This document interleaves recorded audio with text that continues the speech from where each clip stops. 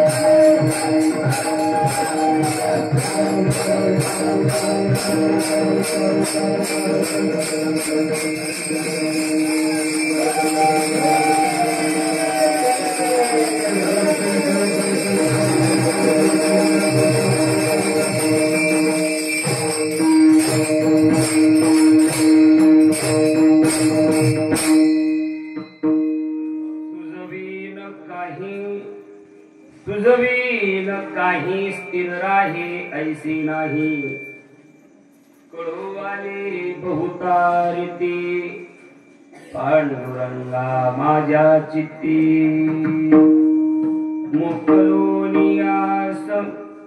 मोकलोनी आस सर्व भावे झालो दास कडोवाले बहुतारिती पांडुरंगा माझ्या चित्ती तुका म्हणे तुझी खरा येर वाहुगा पसारा कडोवाले बहुतारिती माझ्या चित्ती पांडुरंगा पांडुरंगा करू प्रथम नमन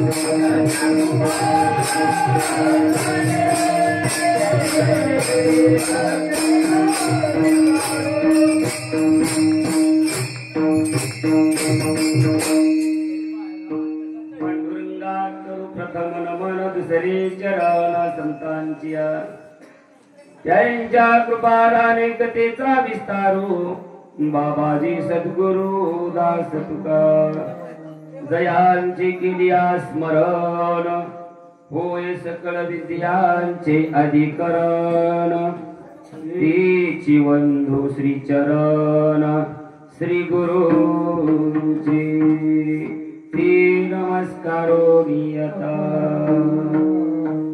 महायोग पीठे तटी भीमरत्यम वरं पुंडरीकाय दातु मुनीन्द्रे समागततिष्ठन्त मानन्दकन्दं परब्रह्मलिङ्गं भजे पाण्डुरङ्गं मनोजं मान्ततुल्यवेगं जितेन्द्रियं बुद्धिमतां वरिष्ठं वातात्मजवानरायुक्तमुख्यं श्रीरामदूतं शरणं प्रपद्ये लोकाभिरामं रणरङ्गधीरं राजीवनेत्रं रघुवंशनाथं कारुण्यरूपं करुणाकरन्तं श्रीरामचन्द्रं शरणं प्रपद्ये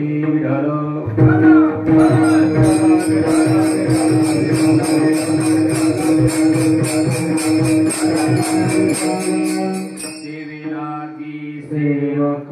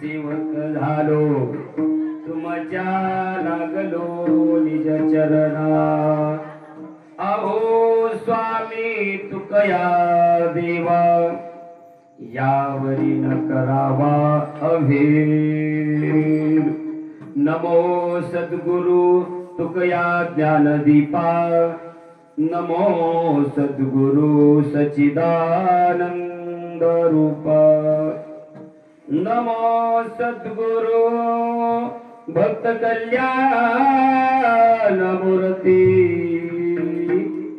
नमो सद्गुरु भास्करा पूर्ण कीर्ती आता नमो रंग भूमिका कीर्तनी उभे होती लोका टाळ मृदुंग श्रुती शिखा या माझे नमन दंडवत विठ्ठल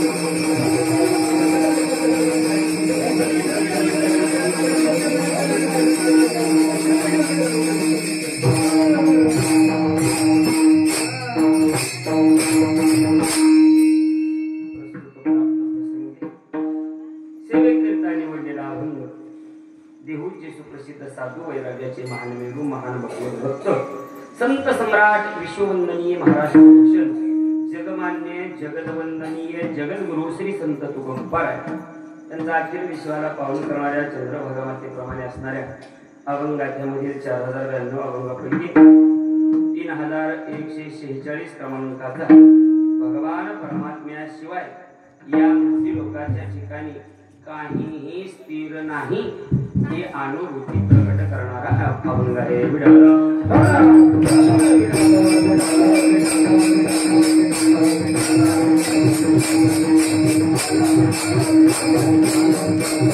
अभंगावरती चिंतन मांडण्यापूर्वी 2 शब्दाचा परिहार देण्याचा तो असा ह्याच या मातृभूमीमधील वैकुंठवासी प्राप्त स्मरणीय आदरणीय वंदनीय पूजनीय आपल्या गावचं वैभव स्वभाव अतिशय गोड सगळ्यांच्या परिचयाचा आहे. आपणच्या सोबत माणूस कसला बी निष्ठूर जाऊ द्या, आपणची भाषा ऐकली का विस्तवाच्या जवळ लोणी नेल्यावर जसं वितळावं तसं माणसाचं हृदय स्वभाव असतो माणसाचा. आणि असे महात्म्य आपल्या या मातृभूमीला लाभले या मातीला, म्हणूनच आमच्यासारख्यांचं कुठंतरी वाचते गाजते. त्या थोरा मोठ्यांची कृपा असल्याशिवाय, थोरा मोठ्यांनी काहीतरी कसं धरल्याशिवाय परमार्थ जिवंत राहत नाही, टिकत नाही आणि परमार्थ उधराला येत नाही. विठ्ठल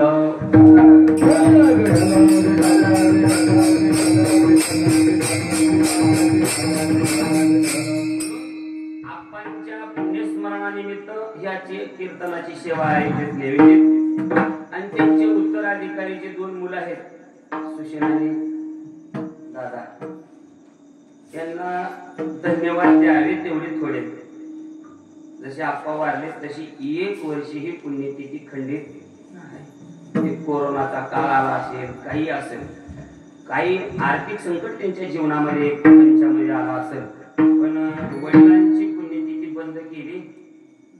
काही बिचाऱ्यावानी सरात घातलं का खर्च होतय म्हणून. बापानं ठेवलेली इस्टेट खायला गोड वाटते, त्याच्या नावानं पुण्यतिथी वर्ष श्राद्ध घालायला खर्च होते. तुला तर पोरं तुझी माती काय सांगता येत नाही. जसे कर्म करावं तसं भोगावं लागतं. म्हणून धन्यवाद द्यावे थोडे. अशाच सत्पुत्राचा भगवान परमात्म्याला आनंद याचा हरिख वाट देवा वाट देवा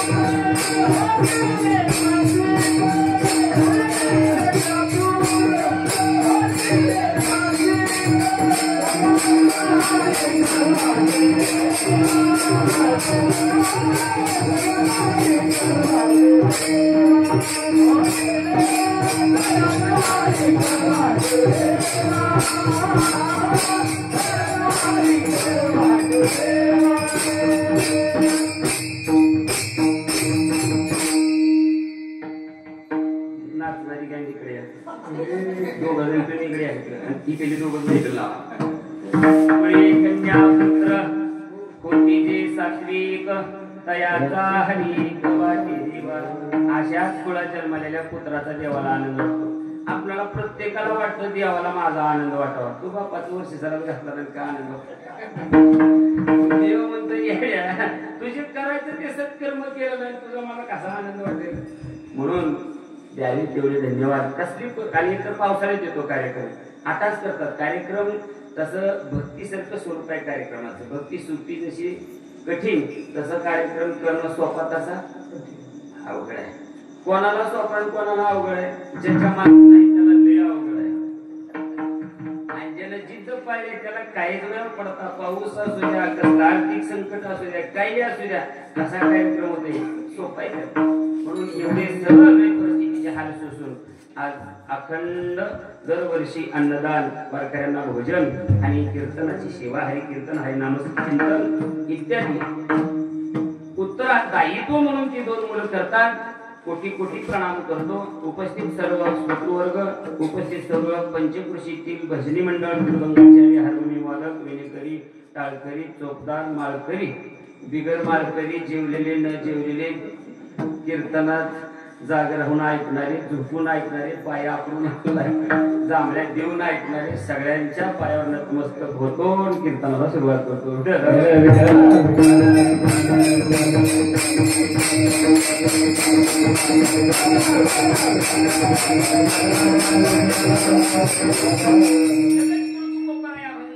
काय विषय म्हणतात? अभंगाचा प्रतिपाद्य विषय असा आहे. महाराज म्हणतात, हे देवा, हे पांडुरंगा, तुझ्या वाचून या प्रपंचामध्ये, या मृत्यूलोकाच्या ठिकाणी स्थिर राहील असं काही नाही. देवाशिवाय स्थिर काय आहे? कोणती गोष्ट स्थिर राहिली आहे? कोणत्या गोष्टी स्थिर आहेत आणि कोणत्या अस्थिर आहेत हे अजून आपल्याला कळाले न कळाले मला माहित नाही. पण या अभंगात तुकोबाराय सांगतात, देवा तुझं विण काही स्थिर राही ऐसे नाही तुझ्याशिवाय. इथं स्थिर राहील असं काय आहे का? प्रत्येक वस्तू अस्थिर आहे, प्रत्येक वस्तू चंचल आहे आणि प्रत्येक वस्तू परिवर्तनशील आहे, बदलच होतोय. कसे बदल होतात पुढे चिंतनामध्ये आपण पाहू. महाराज म्हणतात, देवा तुझ्याशिवाय स्थिर कोणी नाही. आणि मला कळाले आता चांगलं कळवाले बहुतारी चांगल्या प्रकारानं मला कळाले. पांडुरंगा माझ्या चित्ताला देवा हे सगळं कळाले. तुझ्याशिवाय जगात कुठलीच गोष्ट स्थिर नाही हे मला कळालं. म्हणून मी काय केलं? मोकलोनियास सर्व वावे झालो या सगळ्यांची आशा सोडली आणि तुझा दास झाला. देव म्हणजे पांडुरंग विचारतात, परमात्मा विचारतात, तू तुकोबाराय माझेच का बरं दास झाले? त्यावेळेस त्याचं उत्तर शेवट चरणात महाराज म्हणतात, तू का म्हणे तुझी खरा आणि येर वाहू गा म्हणून तुझा दास झालो. अभंगाचा सरळ भाव विठाला.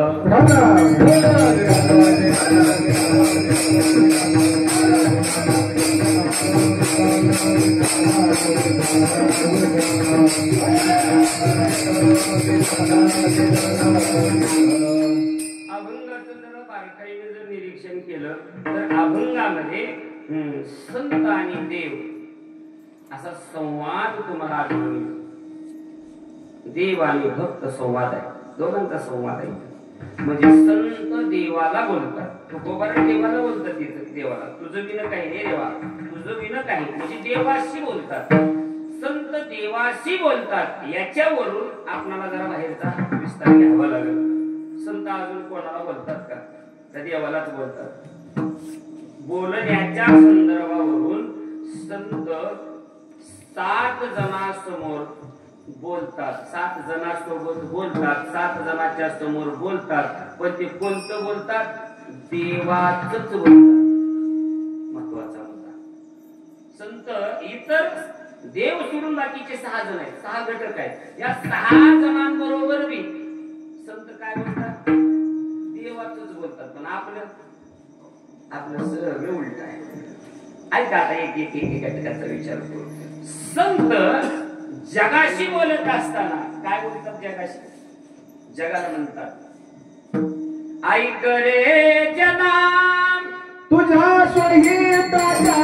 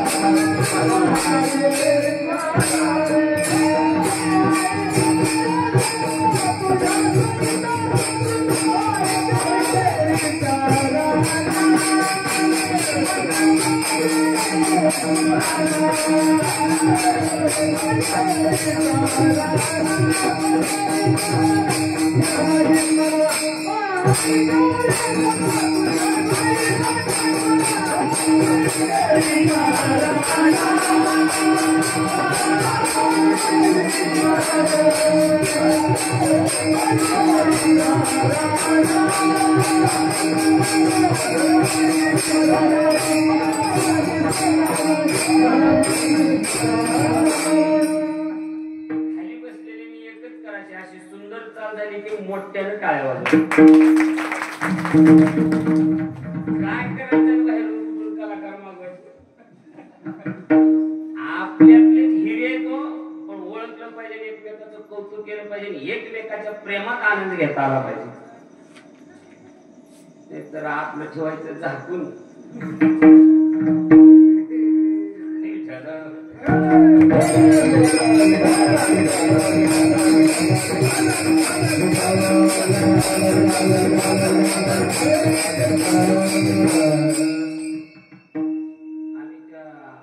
गावाला गेलो दोन काय पाहिली होती बघ ना आधीच करावं कसली होती तुमच्यात त्याला काय जमते.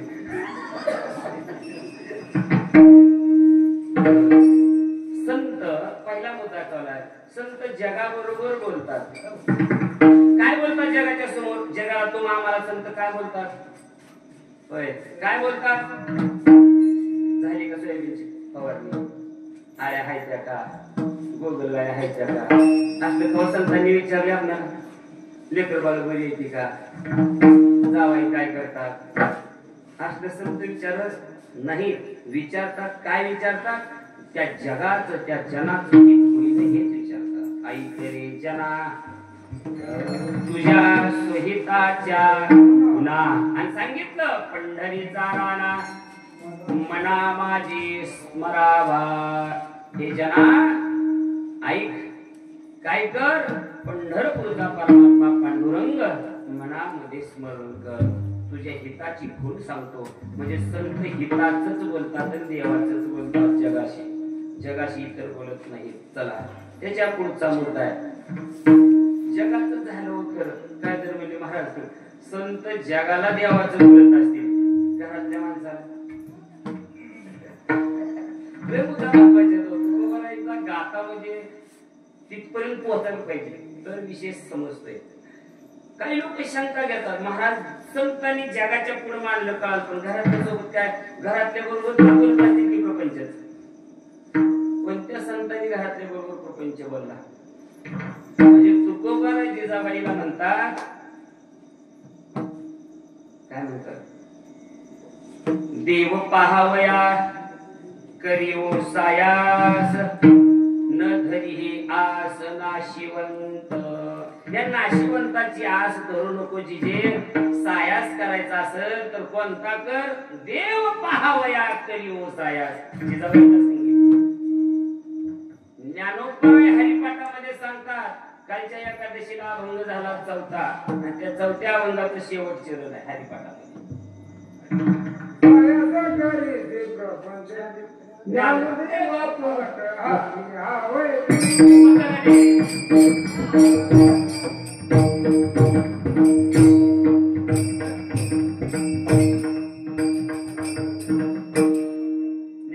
म्हणे हरिजप करणे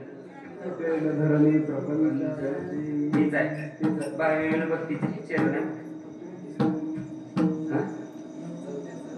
त्या अभंगाचं सांगितलं बरोबर. ज्ञानदेव म्हणे हरी जप करणे आणि तुटेल धरणे. हेच सांगितलं लोकांच्याला सुद्धा तुम्ही हरी जप करा. त्याला काय होईल? तुटेल धरणे. कोणता महाराज मला लेकराला असं कोणता कीर्तनकाराला सांगितलं पोराला ज्ञानदेव हरी जप करणे तुटेल धरणे? प्रपंचाचं धरणं सोडण्याकरता हा उपदेश केला कोणी कीर्तनकाराला? ते म्हणते तू एक काम कर मुंबईला नोकरी लागू दे, पुण्याला लागू दे, लाखाला लागू दे, 5 लाखाला लागू दे, मी करतो. तू शिक, नोकरी कर आणि चांगला प्रपंच कर. मग म्हणून त्याच्या अगोदर सायास करशी हरीशी ना पैसे ती पुढचा विषय आहे. माझा सांगण्याचा मुद्दा एवढाच आहे.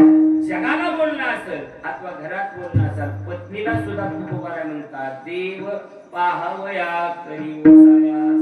चला जगाला बोलताना देवाचं बोलतात, पत्नीशी बोलताना देवाचं बोलतात. आता स्वतःच्या मनाला तरी तुकोबारा वेगळं बोलत असतील का? मनाला बोलत असताना ऐक रे मना तुझ्या सोहिताचा गुणा.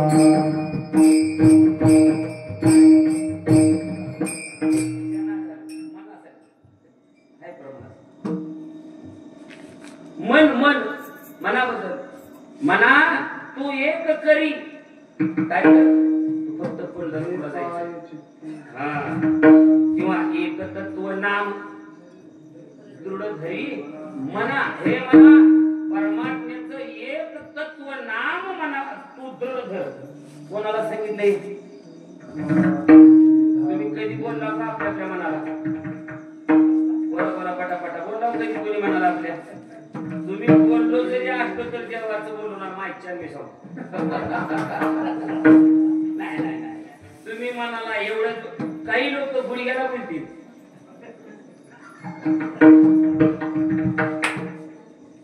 खाल्ल्या तुकड्यात सोयाबीन झाल्याचं बोलत पण बोलणं ऐकलं नाही.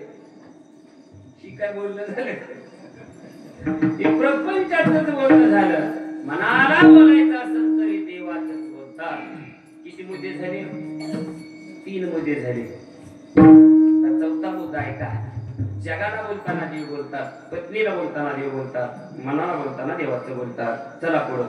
संत भक्ताला बोलताना सुद्धा काय बोलत असतील भक्तांना? आई काजी तुम्ही भक्त भाव, आई काजी तुम्ही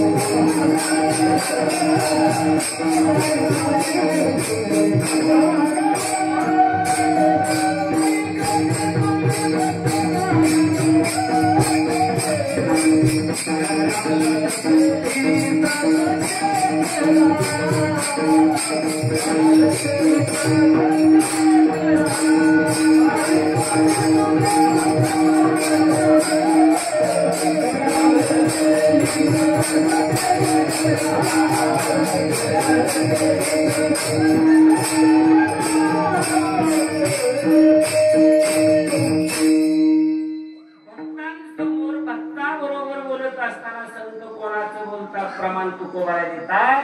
आई काजी तुम्ही भक्त भागवत, भक्त भागवत काय ऐका? कराल ते हित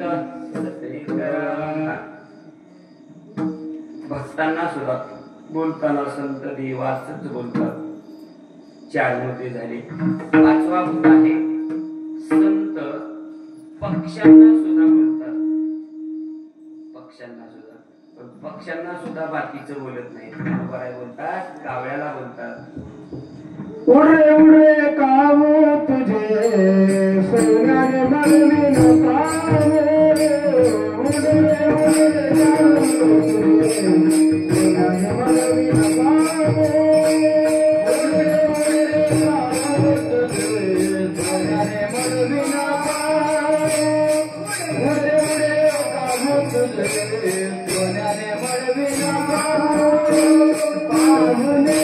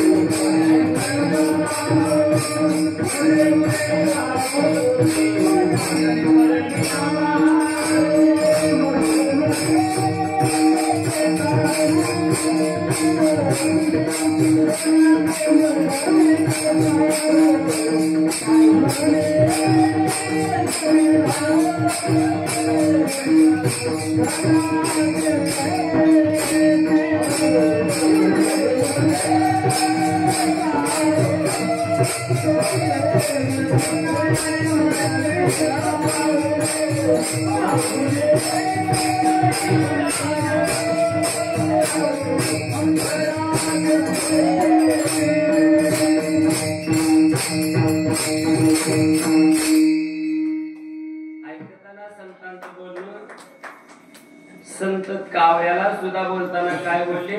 ज्ञानोबा सांगतात तिथं बुद्धीशी संवाद आहे. बुद्धीला बोलत बोलत काव्याला बोलतात. पहिलं तो दे काव आणि शकून दे माये. माय म्हणजे ती बुद्धी. त्या माय बुद्धी रूपे माईला म्हणतात. एक बुद्धी पहिलं तो दे काव करत आहे. पहिलं काव काव करतोय. काय करतोय? शकून गे माये. शकून सांगणाऱ्या कावळ्याला ज्ञानोबा म्हणतात. हे कावळ्या उडून जा, उडून जा आणि एक खबर मला घेऊन ये. कोणती? पाहुणे पंढरीला घरात येतील. पंढरपूरचा पाहुणा माझ्या घरी कधी येईल एवढं मला एक गोष्टी सांग. ही बातमी ही शकून सांग. हे जर सांगितलं तर तुझे पाय मी सोन्यानं मिळवीन.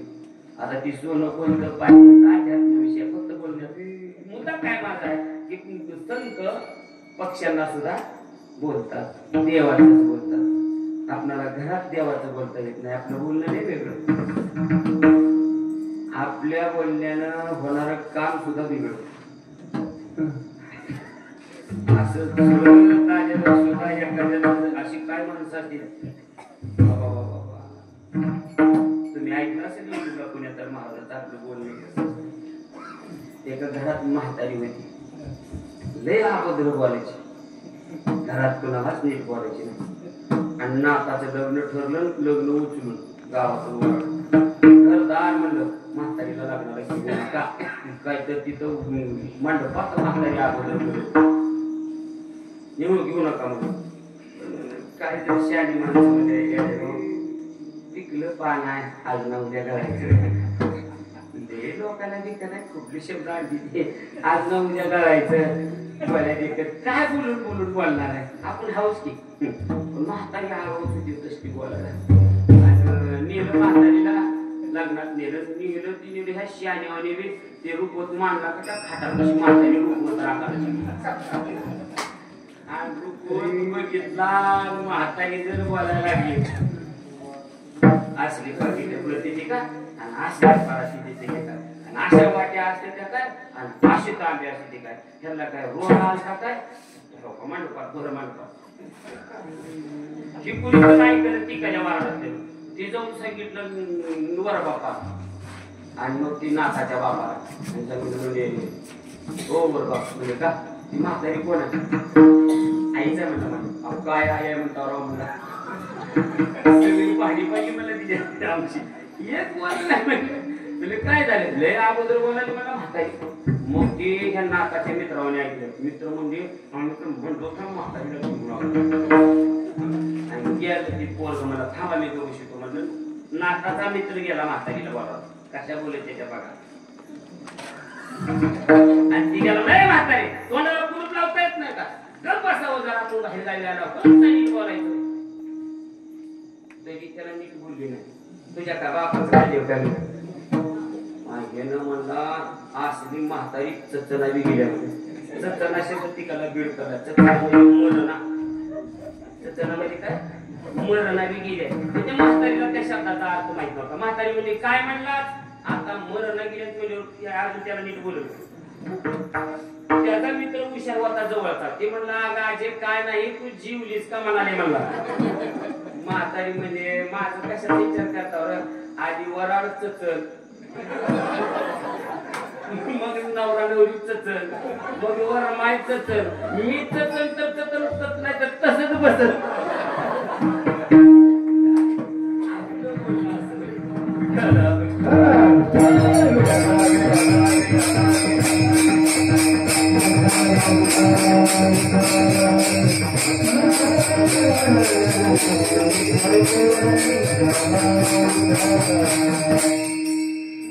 बोलणं नीट असावं. साचा आणि मवाळ मिथुले आणि रसाळ शब्द जैसे कल्लोळ मुखी अमृताची वाणी शिवे गोड तीन अक्षराचा रस शिवेवर अमृताचा रस असावा. बोलण्यामध्ये गोडवा असावा. पण आपल्या माणसानं कुठं गोडवा सोडलाय येतानाच काय कळत नाही त्याला. म्हणून संत पशु पाखर पक्षी कोणालाही बोलत असले तरी देवच बोलतात, देवाचंच बोलतात. कारण जे जे देखी जे भूत ते ते मानी जे भगवंत. ज्या संतांनी आपल्या दृष्टीला दिसणार प्रत्येक वस्तू हरिरूप समजल्यामुळं महाराज म्हणतात ना हरिपाठामध्ये पूजा ध्यान जप त्यासी नाही त्यासी नाही पूजा ध्यान जप त्यासी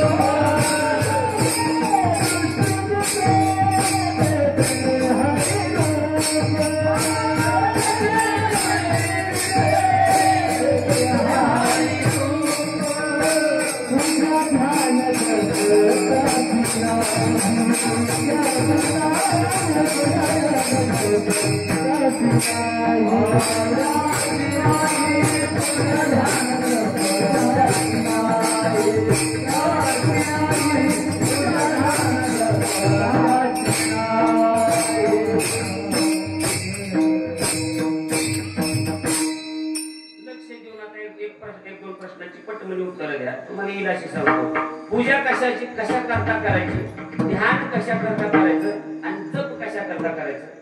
कशा करता ईश्वरा करता देव मिळवण्या करतात की. पण नाथ महाराज म्हणतात जन आपल्या दृष्टीला पाहणारी प्रत्येक वस्तू देव समजून जर पाहिली त्याला वेगळी पूजा करायची गरज नाही, वेगळं ध्यान करायची गरज नाही आणि वेगळा जप करायची गरज.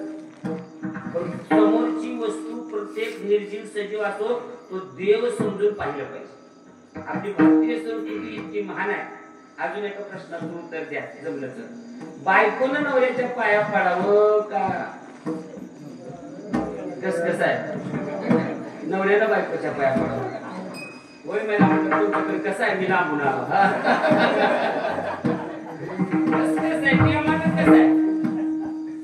बायकोनं म्हणजे पत्नीनं पतीच्या पाया पडावं बरोबर आहे. पण ज्या वेळेस गडबडीमध्ये गर्दीमध्ये त्या पतीची लात पत्नीला लागली ना, जरी अधिकार पत्नीचा पाया पडायचा असला तरी तो पती आपल्या पत्नीच्या सुद्धा काय करतो काम तिच्या देव आहे. जे जे दृष्टी दिसे ते देव. माणसाला बायकोतला देव दिसला पण मायबापातला नाही दिसला.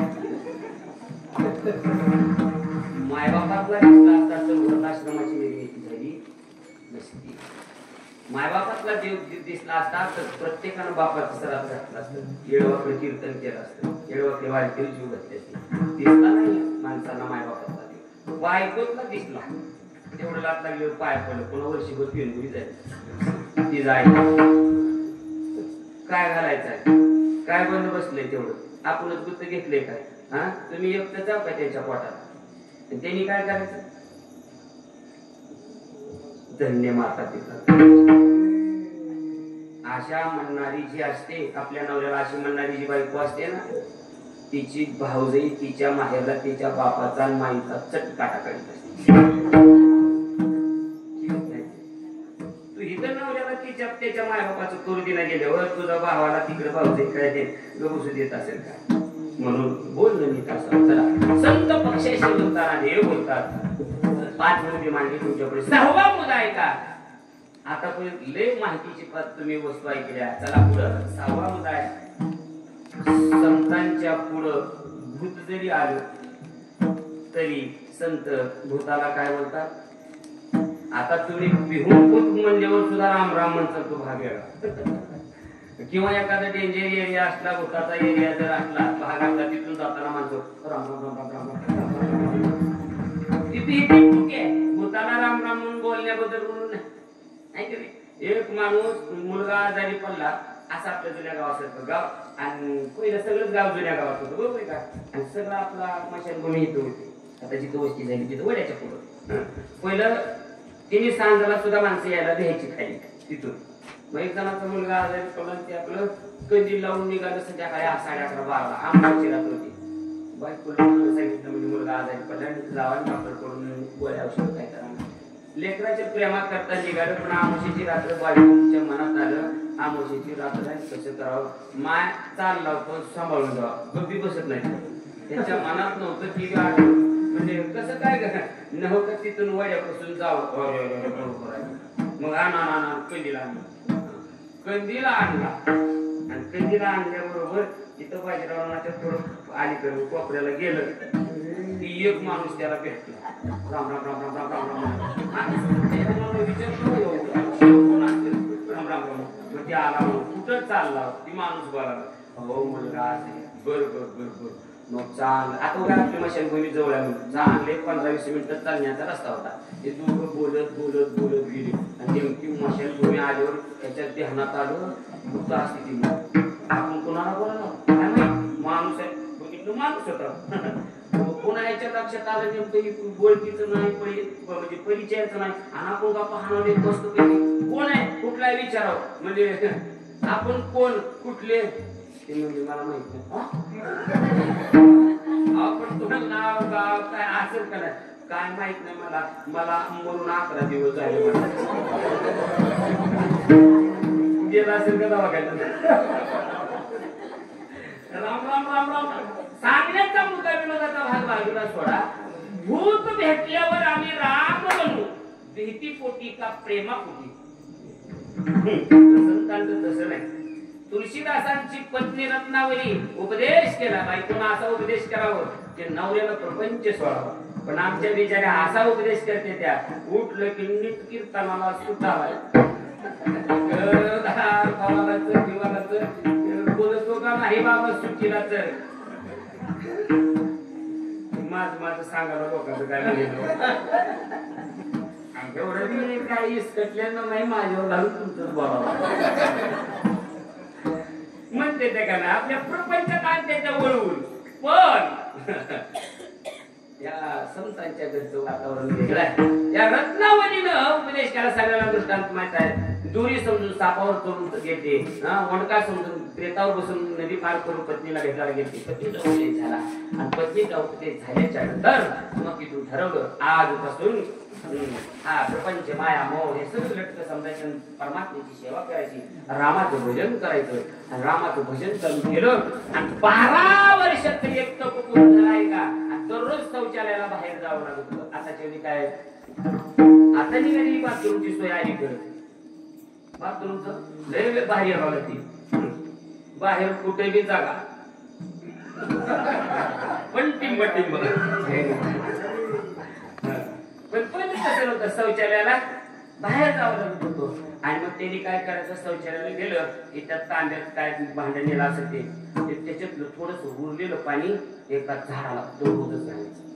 आणि त्या झाडाच्या म्हणजे त्या झाडावर त्या झाडात भूत राहत होतं.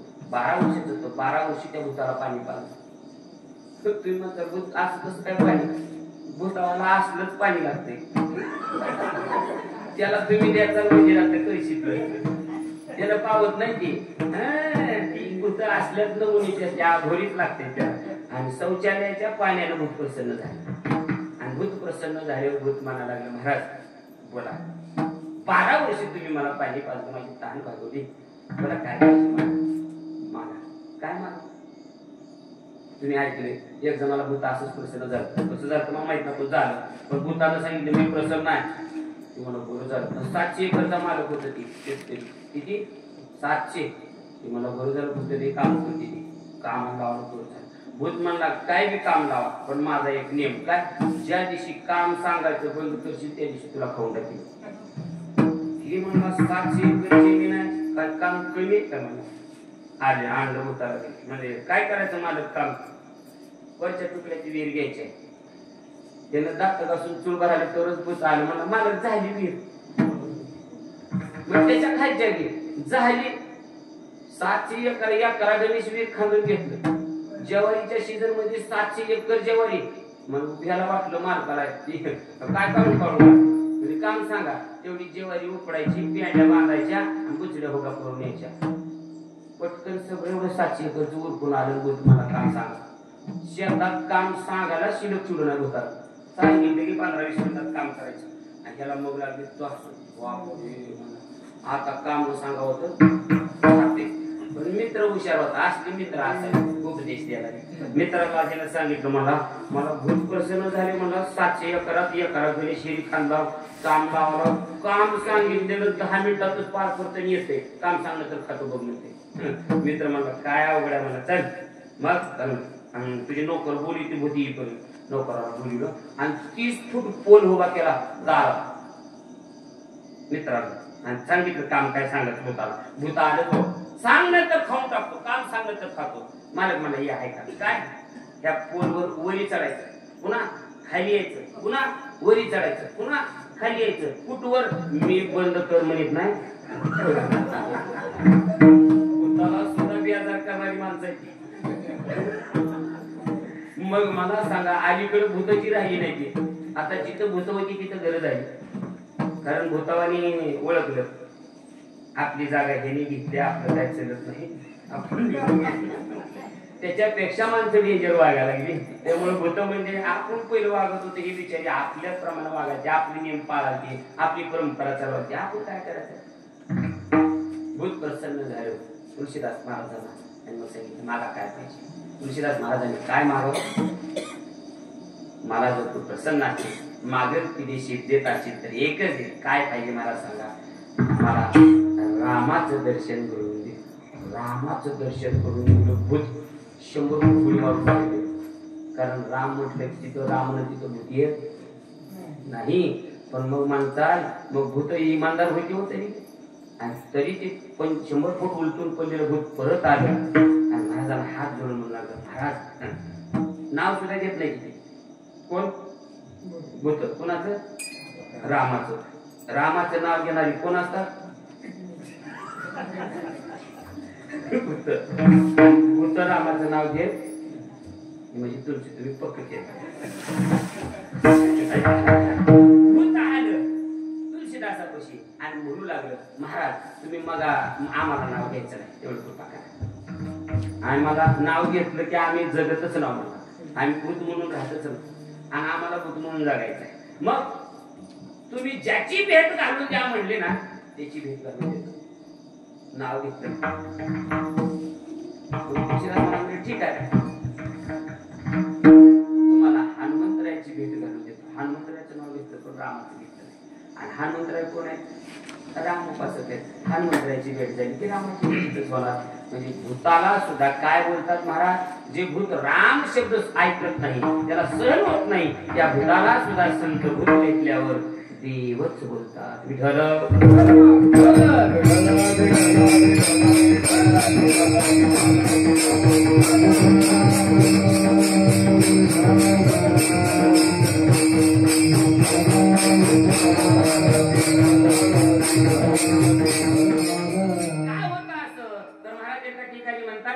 अंतःकरण रूपी जे भांडवल असतं ते संपूर्ण देव झालेलं असतं. सर्व भावे त्यांचे देव भांडवल आणि ते बोल न बोलत. सर्व भांडवल काय झालं असतं, विषय तो त्यांचा विषय त्यांचा देवच झालेला असतो. मग ते कोणाच्या समोर न्या त्यांना ते देवाचंच बोलणार. आम्ही कीर्तनात बसलो काय, वारीत असलो काय, तीर्थात असलो काय, आम्ही प्रपंचातच बोलतो. आम्हाला अनुभव येतोय. कीर्तनाला गेल्यावर माणसं प्रपंच परमार्थातलं देवाचं विचारित नाही, घरी नेऊन मोठेपणानं चहा पाण्याला नेतात आणि म्हणतात महाराज मग बरं आहे का, काय म्हणते बोल, कसं आहे मग सोयाबीन, कशाची मग लेकर बाळ. पण असं म्हणत नाहीत महाराज भगवद्गीतेतले किती श्लोक पाठ आहेत, झाले का कोणतं कमी जास्त आहे. असलं परमार्थातलं विचार, प्रपंचातलंच विचारणार. एक जणाला तर राहून विचार, महाराज तुम्ही गुजरातला जाता म्हणून बरोबरची होय, मग चांगलं पाकिट मिळत असेल. खरं सांगा असलं विचारते. महाराजापाशी सुद्धा देवाचं विचारित नाही ती, कारण संतांची वृत्ती. मग महाराज म्हणतात की कशामुळे बोलतात, त्यांच्या अंतःकरणात सगळा संसाराचा कचराच भरलेला असतो. महाराज म्हणतात हे देवा, हे मला चांगल्या पद्धतीनं कळालंय. अभंगाचं दुसरं चरण कळू आले बहुतारी, कळू आले बहुतारी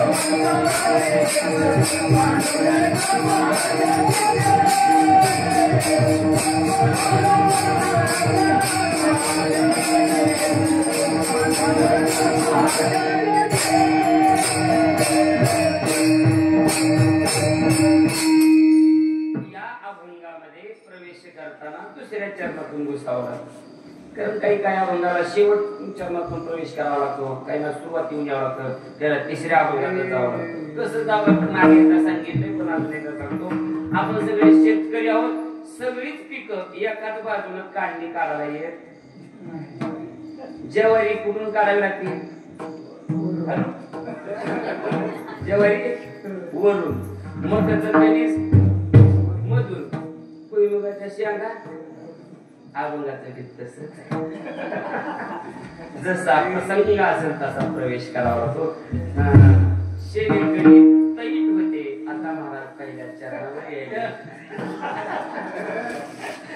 पण बस म्हणजे ती प्रवेश करण्याची रीत त्या प्रसंगावर असते. म्हणून महाराज म्हणतात, ह्या लोकांच्या अंतकरणात देवा सगळ्या संसाराचा कचरा भरलाय. ते मला कळाले, चांगलं कळाले. कडू आली पांडुरंगा, माझे आजी ते हे देवा पांडुरंगा, या प्रपंचातलं हे सर्व स्वरूप मला कळाले.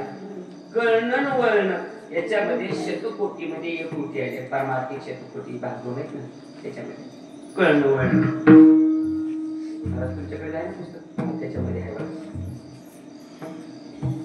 काय खरं त्या नारायण मुरकर, नारायण पाटील, नारायण कीर्तनकार भास्कर फळांचं सुंदर अशा संकीर्तन मालिका 4 भाग आहेत. 25 कीर्तन आहेत एका भागामध्ये. आणि त्यांनी जेवढे एका कीर्तनात विषय मांडलाय ना, तेवढं सांगायला तेवढी आपली 3 कीर्तन होती. तरी 25% सांगितलं तरी तुम्ही म्हणता महाराज राम करते. त्यांचा सगळाच विषय मांडायचा म्हणला तर ऐका. कळणं वळणं ऐका, 4 कोटी 4 प्रकार. एक वर्ग पहिला असा आहे, आपणाला स्वतःला काहीच कळत नाही, हीच त्याला कळत. कळलं का काय? वयमानानं तर त्या यादीत बोलतात. आपणाला स्वतःला कायच कळत नाही, हेच त्याला कळत नाही.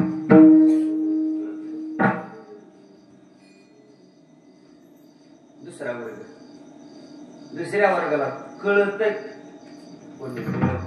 त्याला एक गर्ग संहितेमध्ये दुर्योधनाच्या मुखातला श्लोक आहे. सगळेजण जाणकार आहेत, ऐका श्लोक. दुर्योधन बोलतोय भगवान परमात्म्याला शिष्टायला गेलेल्या देवाला ते दुर्योधन म्हणतोय, जानामि धर्म्यं न च मे प्रवृत्ती, जानामि अधर्म्यं न च मे निवृत्ती. हे कृष्णा, मला धर्म कळत नाही का? अधर्म कळत नाही का मला? अरे मला धर्म कळतो, पण धर्माकडे माझी प्रवृत्ती होत नाही.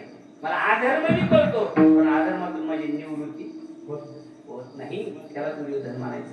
आपण दुर्योधनाच्या चॅलेंज आपल्याला कळतंय तंबाखू डेंजर आहे, दारू डेंजर आहे, व्यसन करणं कळतंय, दारूला संसार उद्ध्वस्त झाले, पण पेनारा माणूस काही सोडत नाही. बसा बसा घ्या. विठ्ठल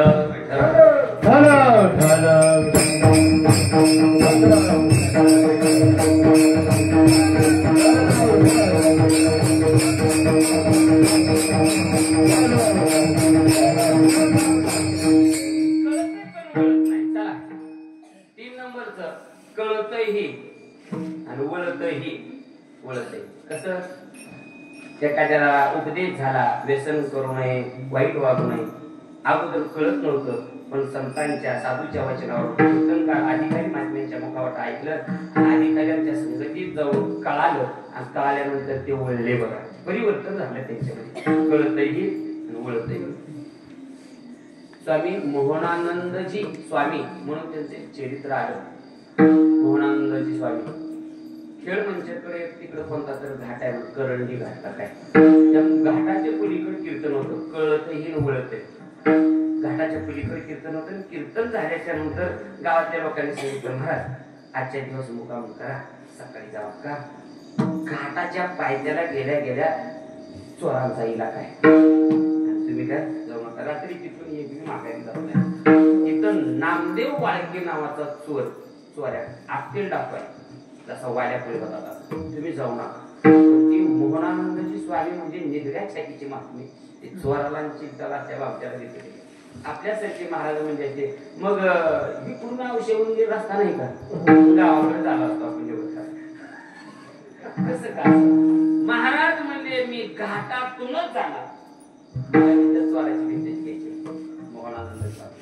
आणि घाटातूनच गेले आणि ते नामदेव वाळके नावाचा टाकू घाटाच्या पायथ्याला काय दगड लावली आडवी फरशी कुराड तलवारी 5-7 साथीदार घेतले आणि बरोबर गाडी आडवी गाडीचा तार वाजवून वगैरे या बाहेर मोहनानंदजी स्वामी बाहेर आहेत. विचारलं बाबा काय म्हणणार कुठून आले काळाची काय ती कोण आहात आपण कुठे गेलते कुठून आले मी कीर्तन कराय कीर्तनाला गेलो. मग किती 51 आले का 41 लोकांचं फुकटच आणलेलं असं काही बिंबीच्या नेतापासून कमवून आणले काळ बाजूला लय नमुने बोलत प्रति घेणाऱ्या बोलले सायचे काय बोलू द्या आपल्याला काय लागायची गरज आहे काळ बाजूला. स्वामी म्हणले बेट्या ढ्याकणानं तर ढ्याकणाला चावायचा प्रयत्न करावा ढ्याकणानं द्या चोरानं धमकी द्यावी असं कुठं असं शक्य झाले का कसं काय तू रात्री 12च्या नंतर लुटतोस 11-11:30 लुटतो एवढा फरक कसं पटत आहे बघा बरं तुम्हाला म्हणजे काय म्हणणं चोरा आतापर्यंत पोलीस बोलत नव्हता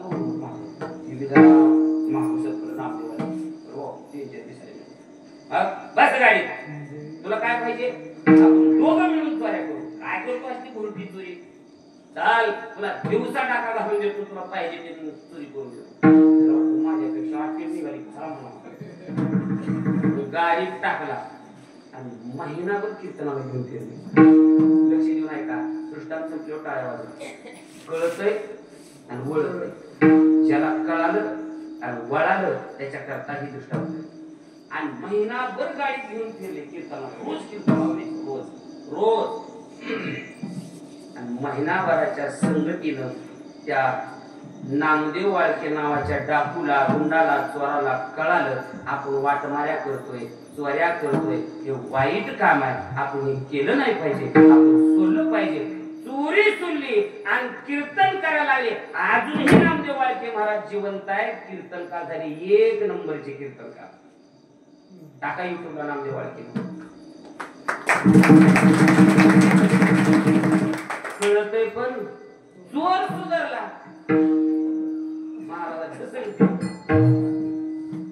आम्हाला गाव सुधारला आम्ही अर्धा फेस यायला त्याला या हरिपाठाला या कीर्तनाला यायची तेवढीची किती 11ला कीर्तन चालू करू द्या माणसं तेवढी आम्ही म्हणजे लवकर चालू करून बघू माणसं तेवढी 1200 तर गर्दी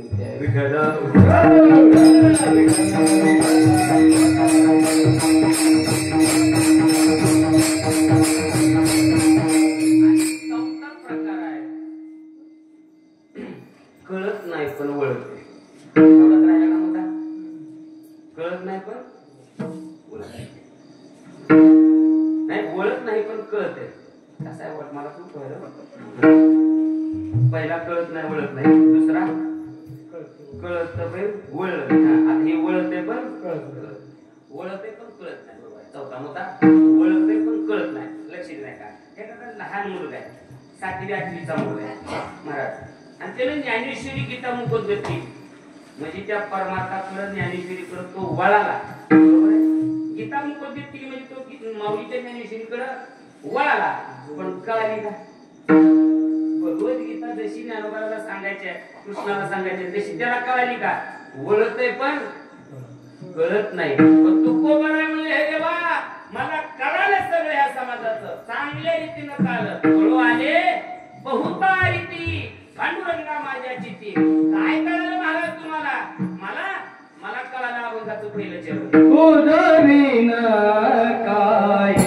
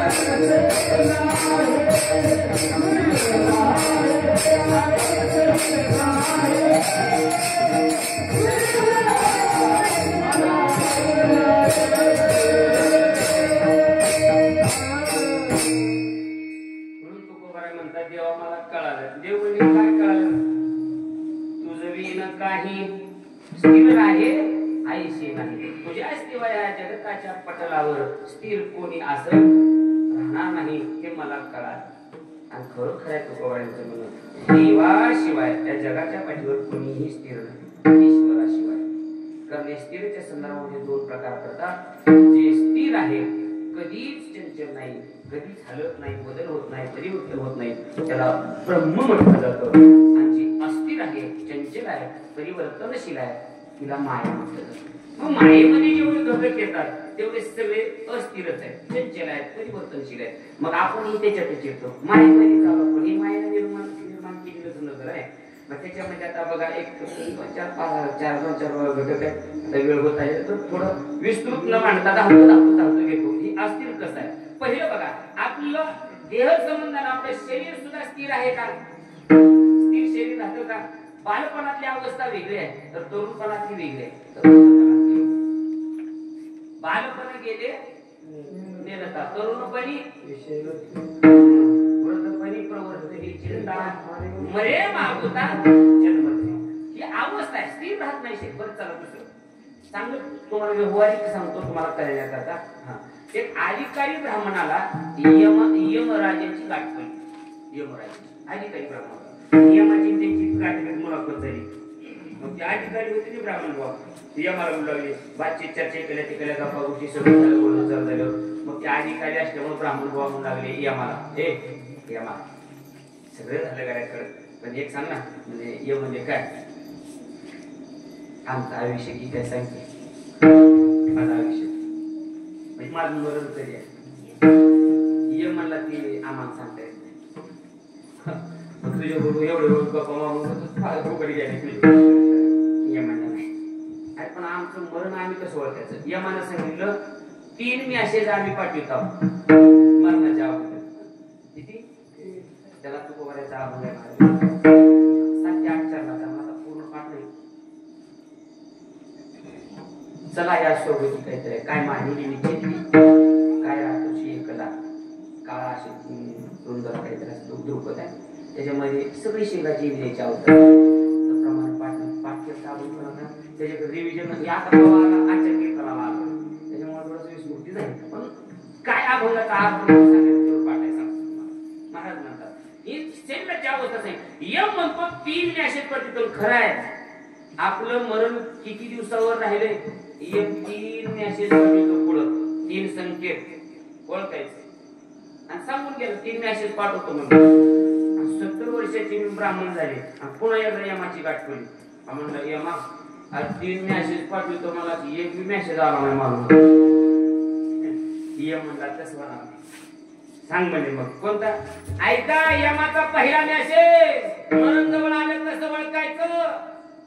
काळे केस पांढरं झालं पहिला मेसेज आला म्हणून समजायचं. आता त्याच्यात सुद्धा लोक यमाला फसवायचे. मुसान चौकात जाईल ती पांड्याच्या दुकानात लुस्कान आणि तिथं जाऊन पांढऱ्याला काळ करून येते आम्हाला सुद्धा घोळ लागत नाही मॅसेज पाठवून मॅसेज पाठवला होता पण काय मला ओळखली नाही डेंजर माणसाची पण तुम्ही किती बी काळ करा पांढऱ्याचं ती यम आहे पहिला मॅसेज डोक्याची केस काळ्याची पांढरी होतात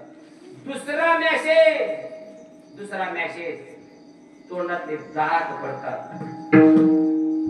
दात पडले खोबऱ्याची वाटी झालेशी मूक गळतशी नाक कशलेशी पुरी खोबऱ्याच्या वाटीने दात पडली इकडून इकडून असं चपटते आणि मग दात पडला उच्चार बदलला अचानक ऐका कमलावती माझी लंकाचे वेद ओळखायचं शब्द उच्चार करायला दात पडले यमाचा दुसरा मॅसेज आलाय म्हणायचं आणि यमाचा तिसरा मॅसेज यमाचा डोळ्याला जवळच दिसना गेलं की माणसानं ओळखायचं आता जवळच दिसना याचा अर्थ आपलं लय जवळ आहे